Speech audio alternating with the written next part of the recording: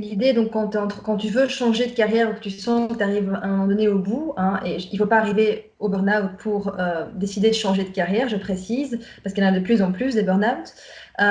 Tu dis, essayer de retrouver du sens finalement dans ce qu'on fait. Euh, Ça dépend, je pense, dans quel stade on est quand on veut changer de carrière, justement. Mais je pense que quand tu arrives à un stade vraiment, tu te dis, j'en ai marre, j'en peux plus.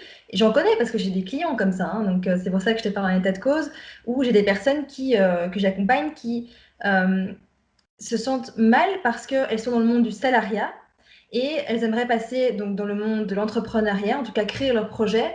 Et ça prend le temps que ça prend, en fait. C'est pas aussi rapide, encore une fois, qu'un claquement de doigts. Et du coup, pour ces personnes, et trouver du sens dans ce qu'elle fait, ça devient vraiment difficile parce que ça devient un peu une prison, en fait, tu vois, avec des horaires qu'il faut respecter, un temps de midi qu'il faut respecter, un travail qui n'a pas forcément toujours du sens, où tu perds ce sens. Donc, et ça peut amener vraiment à la déprime profonde finalement. Je vois des gens qui sont vraiment déprimés en fait de vivre cette situation et qui savent plus vraiment quel choix prendre à la fin parce que voilà, elles ont ce projet-là en tête, mais c'est trop dur en fait. Donc, est-ce que malgré tout, quand tu te sens à ce point-là dans ton travail, c'est pas mieux de finalement de quitter ton travail malgré tout et de trouver des solutions alternatives plutôt que de rester un peu entre deux comme ça pendant peut-être quelques mois, quelques années, le temps que ça prenne, où ça peut devenir extrêmement compliqué, quoi. Moi, je dirais que là, les chiffres ont la tête dure, c'est-à-dire que ça dépend de ta trésorerie, Mhm. ça dépend des moyens que tu as, ça dépend comment tu peux financer cette transition. C'est sûr. Et qu'est-ce que tu peux faire en attendant? Si tu as un métier où ton expertise peut être transférée, comme moi je l'ai fait en enseignant le marketing en fac, en étant à l'Institut français de la mode, où je pouvais transférer. Je me suis dit, OK, je ne suis plus directeur marketing, mais j'ai un vrai savoir-faire que je peux utiliser en tant que consultante. Donc, c'est comme ça que j'ai résolu la transition financière. Là, c'est vraiment du cas par cas.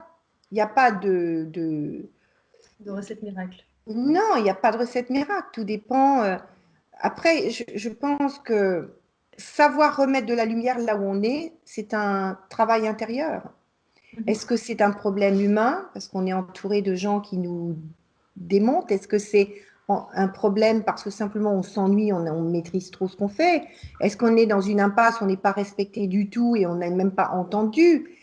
Ça dépend. Mais je pense qu'aller faire, et ça je l'ai fait souvent dans mes coachings, quand il y a une transition, c'est dire on va quand même aller voir là où tu es aujourd'hui. Ce qui te remplit, on va faire comme si on faisait un tableau, tu vois, à gauche qui vraiment me sort par les yeux, j'en veux plus, et là où je peux trouver du positif avec une option d'ouverture. Parce que on peut être très vite subjectif. On a tellement envie d'être ailleurs que tout d'un coup, ça devient noir. On le voit en couple, tu vois, il y a beaucoup de gens qui divorcent parce qu'à un moment, ils ne supportent plus rien. Alors que si on les fait faire le bilan de ce qui ne fonctionne pas et ce qui fonctionne encore, tout d'un coup, on va porter la lumière sur ce qui va bien et on va le développer. Donc pour moi, il y a une psychologie quand même intéressante à creuser. C'est on a tendance à être un peu jusqu'au boutiste et ne plus voir de façon suffisamment vaste, avec un peu de hauteur, ce que l'on vit. C'est pareil en amour. Hein. Combien de femmes disent je ne peux plus le supporter, c'est terminé.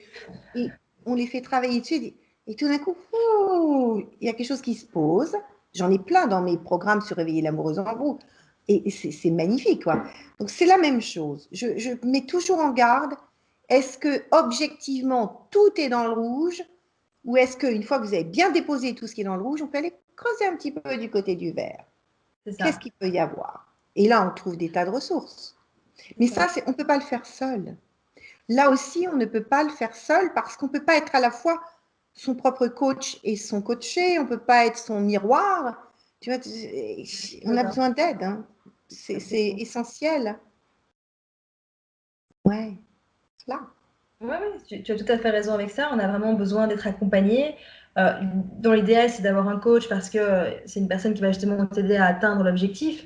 Maintenant, ça peut être aussi un ami qui a des compétences en particulier, comme ça pourrait être un mentor, comme c'est pas forcément un coach, mais c'est vrai que ça aide énormément.